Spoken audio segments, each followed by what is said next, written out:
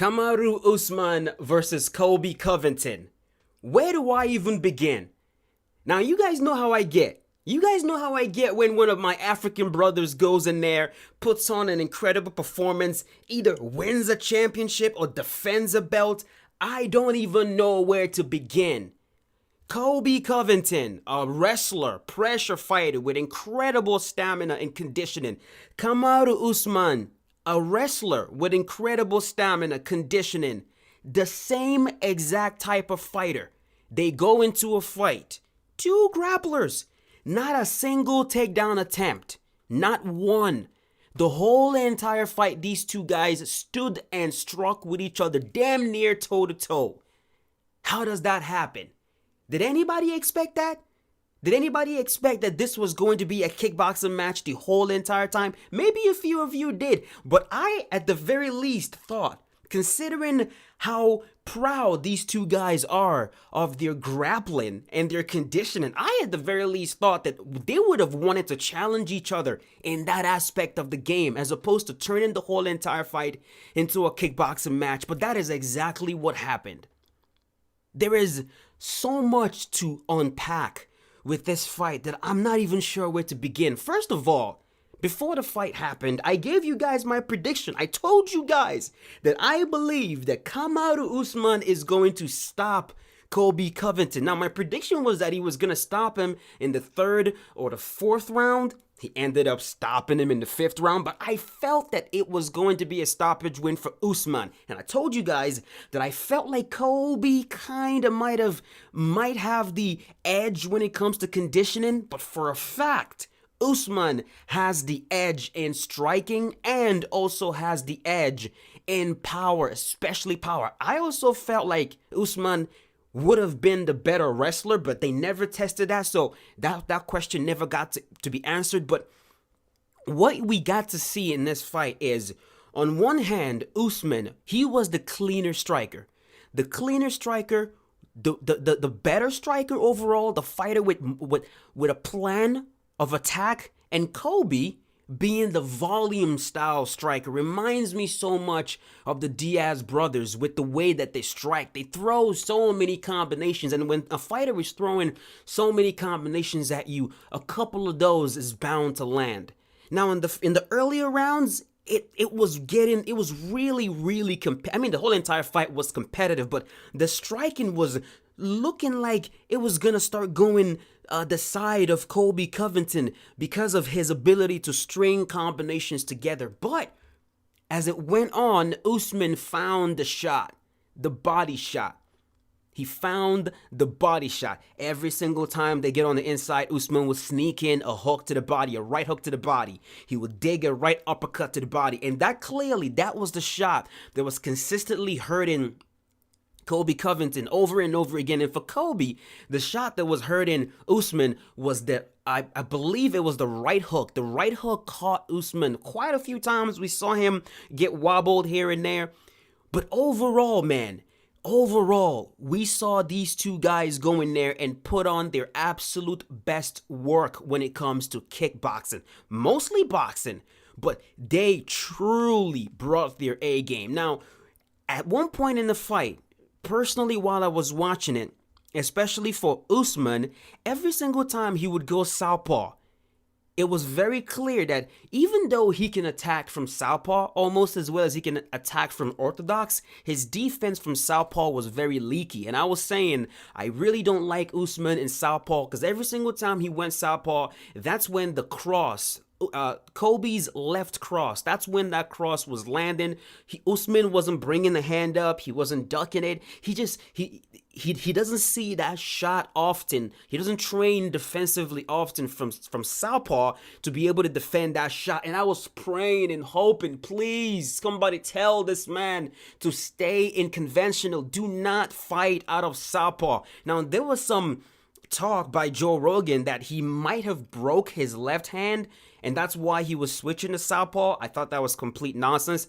But eventually, Usman, he stopped switching to southpaw. He stayed in conventional and was doing work, leading with the teep to the body, hurting Usman, hurting Colby with the right uppercut to the body, with the right hook to the body. repeatedly as the round was going on, man. It was just picking up. The fight just felt like any moment, either Colby is gonna catch Usman with a nasty right hook or something and finish him, or Usman is going to hurt him really badly to the body and finish him. And it wasn't until, if I remember, man, dude, I know I'm rambling right now, and I just bear with me, because I just literally turned on the microphone right now, and this is my first time just going through what I just witnessed with you guys. I believe it was round number 3 in the corner. I think it was round number 3 where Colby talked to his corner and said that his jaw was broken. His jaw was broken by a beautiful cross from Usman. A cross that he threw from conventional, landed clean, blasted Colby, broke his jaw. Now, at that point, Usman wasn't aware that the jaw was broken. And I believe it was in round number 4. It might have been round number 4. That's when the corner told KAMARU Usman that his jaw is broken, and we saw Usman start to pick it up. But even with a broken jaw, Colby was still fighting very well.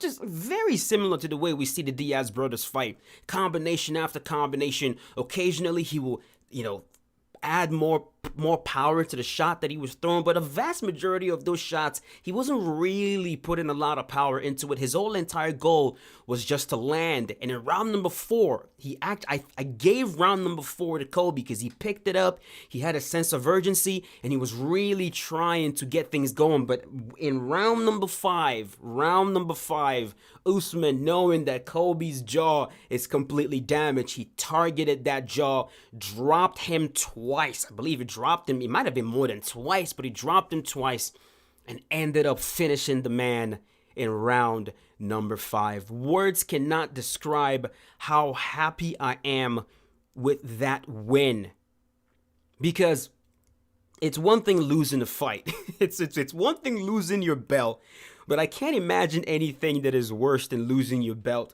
to Colby Covington. Now, you guys know my thoughts on Colby. I have respect for the man. I have respect for his fighting ability. He obviously can fight.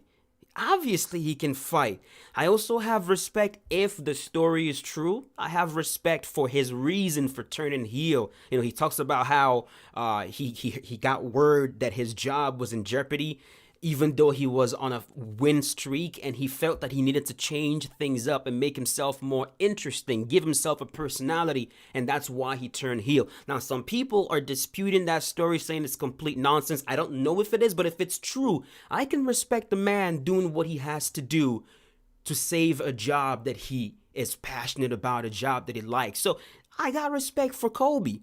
But even with all that, even if it's all an act, which it is, but even if it's all an act, it's still infuriating to deal with. It doesn't completely excuse everything that Colby has said. And even if you know that it's an act, losing to a man like Colby Covington has to be worse than the act of actually losing your belt. So I'm very glad that KAMARU Usman, a fighter I absolutely freaking love, a brother, someone I view as a freaking brother, I'm glad he did not lose his belt to Colby Covington. And I cannot express in words how freaking overjoyed I am with this fight. I am gonna go to bed now. Let me know in the comment section what you guys thought about the fight. I think tomorrow I'm going to see if I can organize my thoughts better and give you guys my thoughts on the whole entire fight card. But for now, though, how about that fucking main event? Holy shit. Let me know in the comment section what you guys thought about the card, and I'll see you guys tomorrow with a brand new one. As always, stay safe. Have a wonderful day. Big ground and pound KO. How about the ground and pound to finish the fight, Joe? That is as good an offensive execution as we have seen on the ground in recent memory. One big shot after the next. He wasn't just trying to score or bide time before the referee stood them up. He was trying to pound his opponent out of there, and that is exactly what he did. You wonder if some fighters will watch this footage and learn from that high-level offensive execution when it comes to the ground and pound. And there he is after a massive knockout here tonight. Near perfect execution and a seminal moment for him here in the octagon.